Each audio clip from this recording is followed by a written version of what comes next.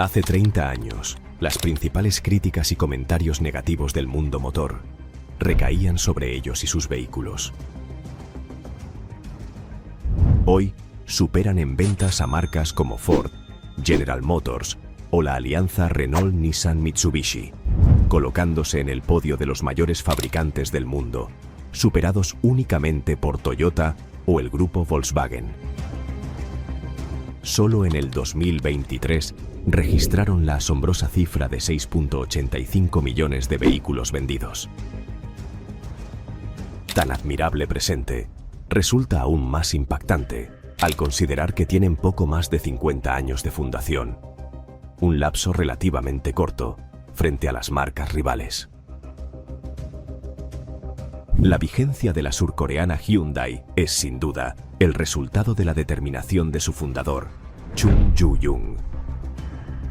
Este hombre fue un humilde campesino que experimentó en carne propia la cruenta realidad de un país sometido por el militarismo extranjero, que supo lo que era trabajar, según sus palabras, de entre 15 a 16 horas diarias en el campo, y que aún así no alcanzase para comer.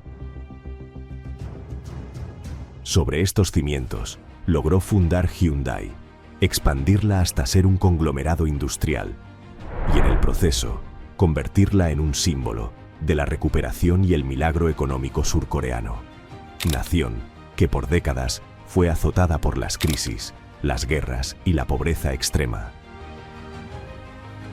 Hoy, en modo enfoque, retrocedemos hasta inicios del siglo XX para conocer los orígenes, proceso y éxito de Hyundai, así como el camino empresarial de su fundador, Chung Ju-young. Antes de comenzar, recuerda activar el modo enfoque en tu celular para mejorar tu atención y productividad.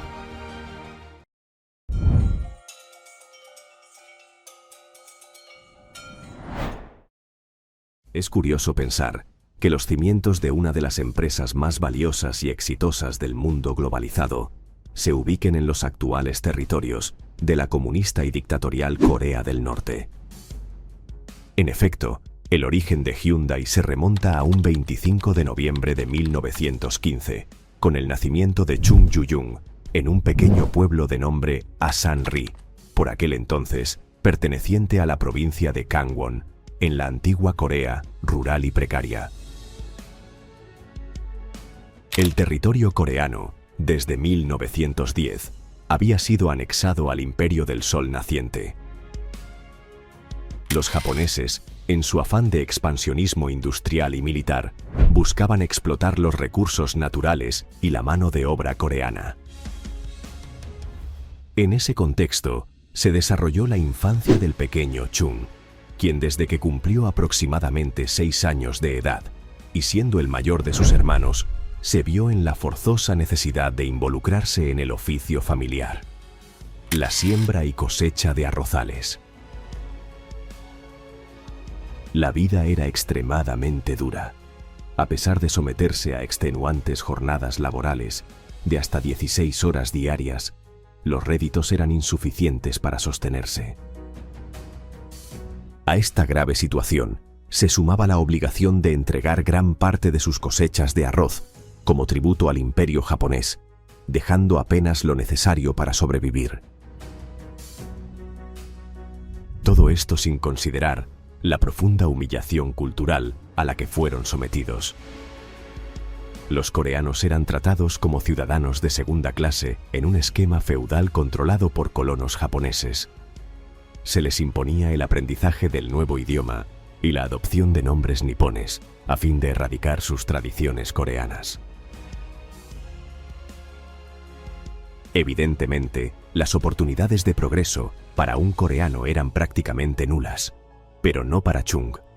El fundador de Hyundai creció con una férrea y admirable actitud de superación.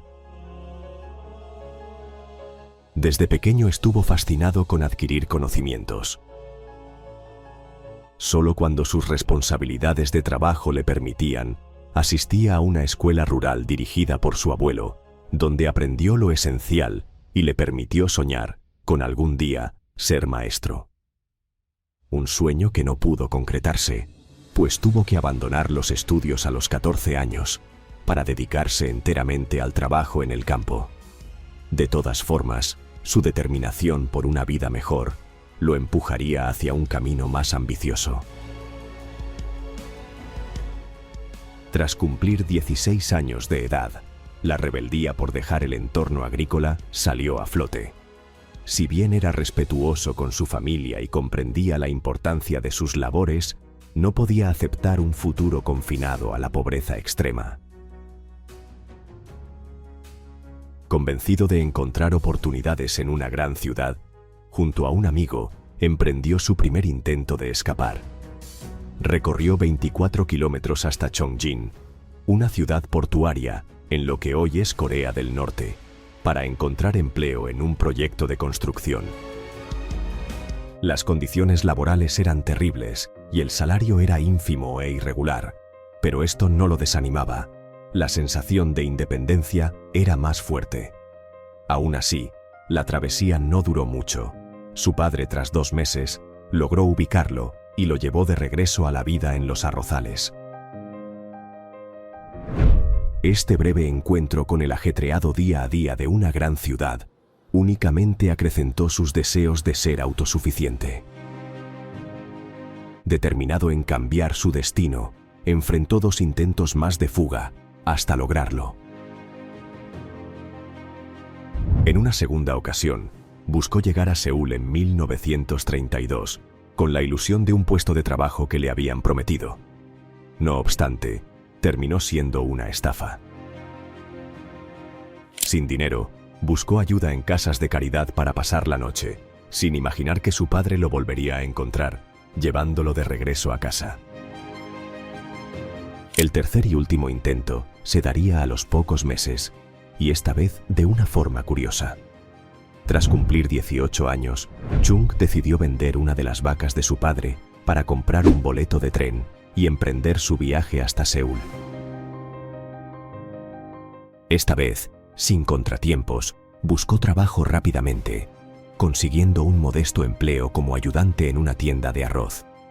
Por fin, sus anhelos de independencia se habían concretado. Chung Yu-jung supo valorar las oportunidades. Su ética y dedicación lo convirtieron en un colaborador indispensable. No solo agilizaba la entrega de productos o la asistencia en ventas, sino que asimilaba y aprendía de primera mano la gestión comercial, el manejo de clientes y la administración de inventarios. Habilidades elementales en su futuro empresarial y la visión de Hyundai.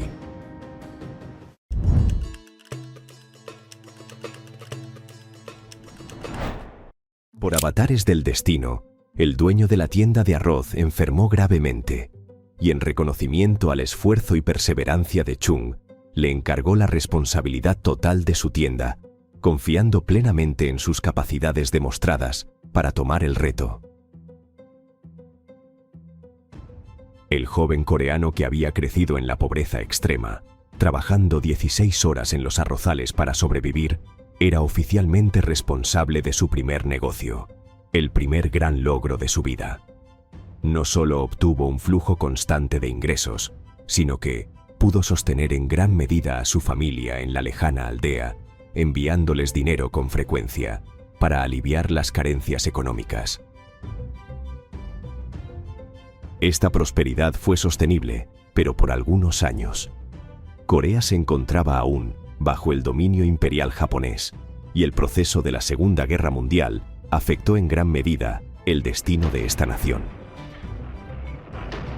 En 1939, los japoneses endurecieron más las políticas, con el fin de financiar su expansión. El ejército imperial impuso un racionamiento de alimentos, especialmente de cereales, repercutiendo gravemente en el negocio de arroz y la bancarrota de la tienda de Chung. Para el gran empresario coreano de 25 años, este revés no fue más que otro obstáculo en su ya desafiante vida. Con sus ahorros y su desarrollada visión de negocios, en 1940 decidió fundar Ado Service, una empresa de transporte de mercancías dirigida a proyectos de construcción y pequeñas fábricas, en un contexto de industrialización impuesta por Japón. Aunque era una idea de negocio en gran demanda, una vez más, sus proyectos empresariales se vieron mermados por el colonialismo. A2 Service fue requisada y absorbida para los esfuerzos de la guerra, dejando a Chung nuevamente en la ruina. Imperioso en no darse por vencido, inició un modesto taller de reparación de automóviles en 1943, al que llamó Kyongil Garage, su primer contacto con la industria automotriz. Sus habilidades empresariales le permitieron lograr emplear hasta 70 personas en menos de 3 años. Pero otra vez, injustamente, el gobierno japonés volvió a intervenir, obligándolo a fusionar su taller con una siderúrgica para sumarse a la producción bélica. Afortunadamente, al poco tiempo el fin de la Segunda Guerra Mundial llegó, y consigo el fin del dominio japonés en tierras coreanas en 1945.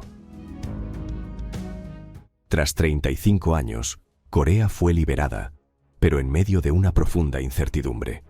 La nación fue dividida en dos como un acuerdo entre las potencias aliadas, el norte bajo control soviético y el sur bajo influencia estadounidense, decisión que desencadenaría en la famosa Guerra de Corea en 1950. Nuestro protagonista, a pesar de haber nacido y crecido en lo que hoy es Corea del Norte, se estableció oficialmente en Seúl, en la zona sur.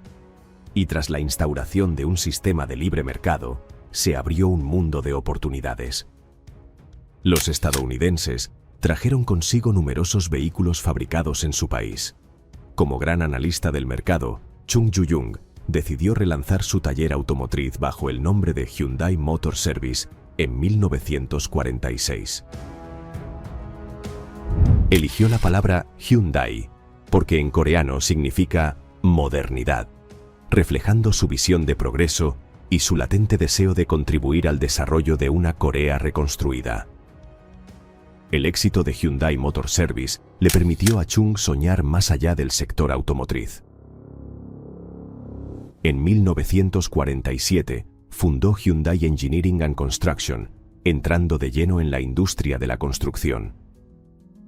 Esta empresa jugó un papel crucial en los esfuerzos de reconstrucción de Corea del Sur, un país que enfrentaba la tarea monumental de levantarse tras décadas de ocupación y destrucción. Hyundai no solo representaba el renacer económico de Chung Ju-young, sino que comenzaba a simbolizar al mismo tiempo el resurgir de toda una nación. El conglomerado industrial Hyundai, emblema de modernidad y resiliencia, había nacido.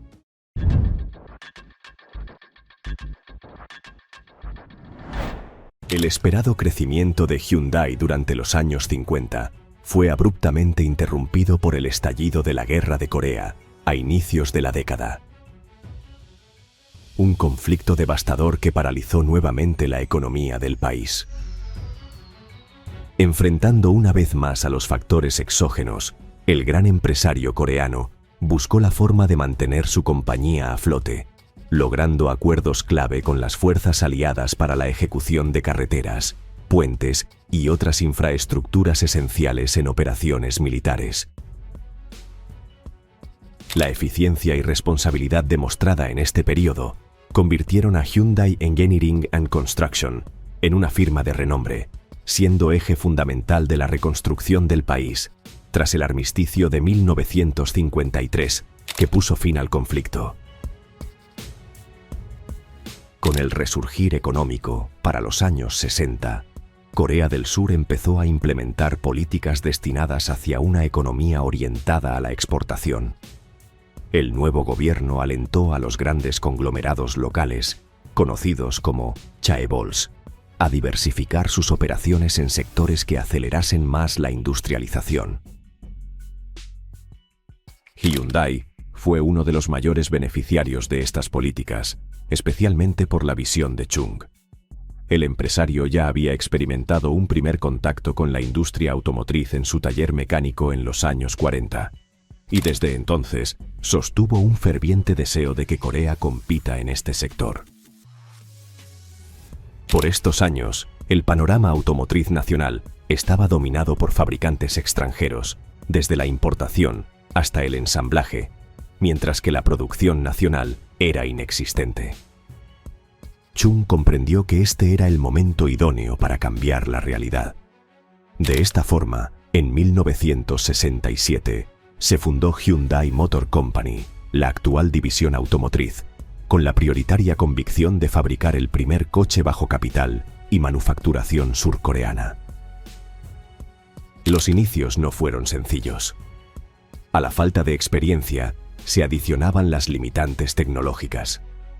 Una problemática que llevó a Chung a buscar socios, logrando un acuerdo con la gigante Ford Motor Company. Hyundai comenzó el ensamblaje y comercialización de vehículos de la firma estadounidense para el mercado coreano, a la vez que sus ingenieros adquirían experiencias en diseño, producción y ensamblaje. En 1968, la recién inaugurada planta de Ulsan, actualmente considerada la más grande del mundo, produjo su primer modelo, el Ford Cortina. El Cortina, basado en el exitoso Mark II, era un sedán mediano diseñado para ser confiable y asequible. La popularidad ganada en Europa y otros mercados internacionales permitió a Hyundai obtener el título como la primera ensambladora surcoreana de vehículos, un hito en la historia del país. Al cierre de la década, la visión de Chung había evolucionado, de una constructora a un conglomerado diversificado, con operaciones en sectores clave como la construcción, la ingeniería y la automoción. Aún así, a pesar de tales logros, Chung no estaba satisfecho. El líder coreano decía que la verdadera fuerza de un conglomerado no residía únicamente en su mercado local, sino en su capacidad de exportar productos y competir globalmente. Con tal determinación, en 1972, fundó Hyundai Heavy Industries, construyendo un astillero en Ulsan. HHI no solo prosperó, sino que se convirtió en el astillero más grande del mundo. Con una cuota de mercado global aproximado del 15% en el presente. El hombre que alguna vez trabajó 16 horas en el campo, había encaminado al grupo Hyundai y a Hyundai Motor Company a reunir las condiciones para el siguiente gran paso: dejar de ser una comercializadora de vehículos a ser un fabricante 100% independiente. En 1974, Hyundai contrató a George Turnbull, exdirector de Austin Morris en el Reino Unido, para liderar el desarrollo del automóvil. Turnbull trajo consigo a ingenieros británicos y supervisó la conceptualización del memorable Hyundai Pony, que se completó en 1975. El Pony fue el primer automóvil producido en masa en Corea del Sur. Equipado con motores y transmisiones de Mitsubishi, fue diseñado por Italdesign Giugiaro, la reconocida firma de Giorgetto Giugiaro. Aunque se basaron en algunos componentes extranjeros, el Pony representó el inicio de la independencia automotriz coreana.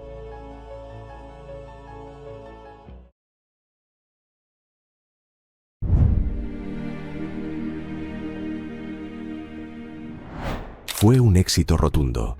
El Pony, en menos de 5 años, se convirtió en uno de los coches más vendidos en Corea del Sur, ganándose el apodo de «el auto del pueblo», una referencia que evocaba al icónico Volkswagen Beetle de los años 30.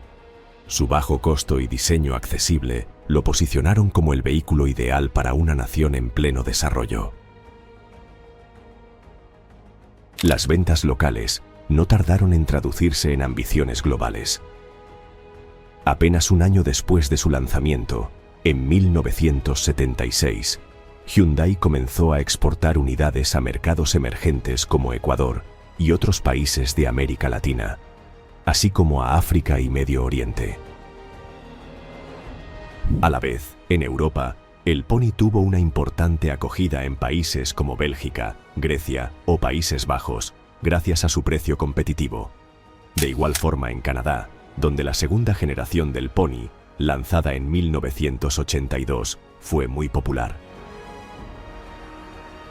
Pero a pesar de los logros comerciales, el éxito del modelo coreano también trajo las primeras críticas. La inexperiencia de Hyundai en producciones en masa llevó a deficiencias en el ensamblaje. Además, para mantener un precio competitivo, la empresa recurrió a materiales poco fiables, afectando la durabilidad en climas extremos y terrenos agrestes. Esta realidad llevó a que en algunos mercados se asociara a Hyundai con coches no confiables, un estigma que costaría décadas revertir. Pese a todo, el sueño por conquistar Estados Unidos no podía esperar. Hyundai, aún liderada por Chun, trabajó sobre la plataforma del Pony para lanzar el Hyundai Excel en 1986, una evolución que prometía un vehículo accesible a las familias norteamericanas. En su primer año, el Excel superó las expectativas, vendiendo más de 100.000 unidades y estableciendo un récord para una marca extranjera. Era un símbolo del sueño americano. Pero a pesar del éxito inicial en rentabilidad, el Excel agravó las críticas que venían arrastrando con el Pony. Desde fallas graves en el motor hasta la transmisión y los acabados interiores. En esta ocasión, la percepción de Hyundai como una marca de baja calidad alcanzó escala internacional.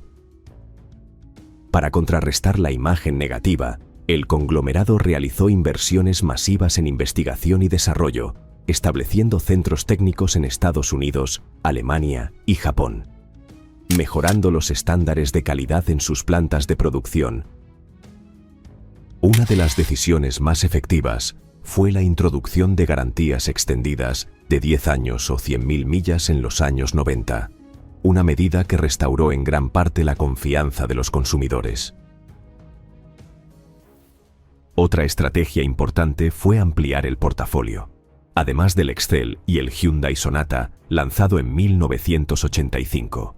En 1990 se lanzó el famoso Elantra, un sedán compacto diseñado para competir en el segmento C, dominado por los japoneses. Y más tarde, en 1994, se presentó el Accent como evolución del Excel, con mejoras significativas en diseño, aerodinámica y calidad. La compañía había comenzado a recuperarse, pero la crisis financiera asiática de 1997 golpeó duramente a la región. Mientras reconocidas empresas coreanas colapsaban como Daewoo, Hyundai aprovechaba la oportunidad para adquirir a la competencia. Kia Motors estaba al borde de la bancarrota. Hyundai concretó la compra accionaria y se convirtió en el único referente del mercado automotriz coreano, ampliando aún más su oferta de productos con modelos de Kia. El siglo XX concluyó con Hyundai reuniendo todas las condiciones para ser un competidor global.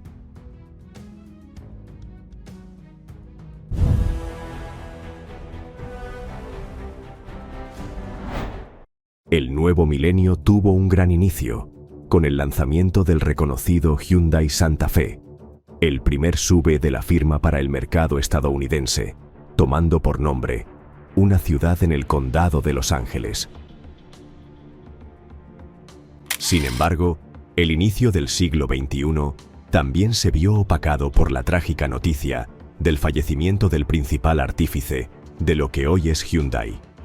Específicamente un 21 de marzo de 2001, a los 85 años de edad. 2.000 personas se congregaron en Seúl para despedir al magnate. Chung Yu-jung llegó a tener 11 hijos y dejó tras de sí todo un conglomerado estructurado y diversificado, un ícono del resurgir surcoreano. De hecho, se retiró en 1992 para dedicarse al ámbito político, presentándose como candidato presidencial por el Partido Nacional de Unificación. Aunque no logró el cargo, su compromiso con la reconciliación de las Coreas se evidenció en 1998, cuando, a los 82 años, lideró una caravana de 1000 vacas a través de la zona desmilitarizada hacia Corea del Norte, simbolizando un gesto de paz y cooperación. Tras su deceso, Hyundai continuó la expansión con nuevos lanzamientos, bajo la visión de los herederos. Así llegó la Serie I, que hizo su debut en 2007, dirigido al mercado europeo y emergentes, con sus famosos i10, i20 y el i30, el hatchback diseñado para competir con Volkswagen y Ford. En 2011 se lanzó también el Veloster, un coupé deportivo con diseño asimétrico, inspirado en la experiencia del Campeonato Mundial de Rally. Este modelo ganó popularidad rápidamente, destacándose por su estilo innovador y su relación con el Hyundai Coupé, coche con el que Hyundai debutó en el WRC en 1998. Para 2015, llegó el lanzamiento de la división de lujo Genesis, compitiendo con los clásicos europeos y las líneas de lujo japonesas como Infiniti y Lexus. En la última década, Hyundai ha demostrado ser uno de los principales fabricantes en adoptar tecnologías ecológicas, desarrollando vehículos híbridos, eléctricos y especialmente de hidrógeno. En 2020, lanzó el Exient Fuel Cell, el primer camión de hidrógeno producido en serie, y el LX City FCEV, un autobús con 434 kilómetros de autonomía, ambos implementados en mercados como Suiza y Arabia Saudita. También destacó el Hyundai Nexo, un SUV de hidrógeno lanzado en 2018, con 666 kilómetros de autonomía y tiempos de carga de apenas 5 minutos. Aunque la compañía entró en polémica al solicitar el retiro del modelo Nexo en 2024 por posibles riesgos de seguridad, Hyundai continúa apostando por esta tecnología. Proyectos como el Initium Concept, un SUV eléctrico de hidrógeno, demuestran sus avances con este elemento. En 2024, también se inauguró una planta de vehículos eléctricos en Georgia, Estados Unidos, con una inversión de $7.600 millones, reflejando la vanguardia ante la inminente tendencia del mercado actual. De hecho, el 2024 fue un año importante, pues en octubre se registró la cifra de 100 millones de vehículos producidos desde su fundación. Para tener una idea de las dimensiones del conglomerado fundado por Chung, la división automotriz representa poco menos de la mitad de los ingresos totales del gigante coreano. Al cierre fiscal del último año, solo la división Hyundai Motor Company ha logrado emplear a 120.000 personas en todo el mundo y concretar su presencia en más de 190 países. Con una capitalización de mercado que ronda en los $45.000 millones, que la sitúa entre los principales fabricantes de automóviles, Hyundai continúa con el legado de Chung Ju-jung como un referente mundial. Así concluimos la inspiradora historia de Hyundai, una empresa gigante pero sorprendentemente joven que en pocas décadas se transformó en un símbolo del esfuerzo y la resiliencia de toda una nación. Su éxito es el legado de un hombre, Chung Ju-jung, que nunca se rindió ante los innumerables obstáculos que la vida le impuso y cuya visión y determinación no solo construyeron un conglomerado global, sino que también redefinieron el futuro de Corea del Sur. Si eres un fiel consumidor de Hyundai o el mundo motor, no olvides dejarnos tus comentarios. Si te ha interesado la historia de Hyundai, te invitamos a suscribirte a nuestro canal y activar la campanita de notificaciones para explorar la vida y logros de otros grandes personajes y marcas de la historia, desde una perspectiva empresarial.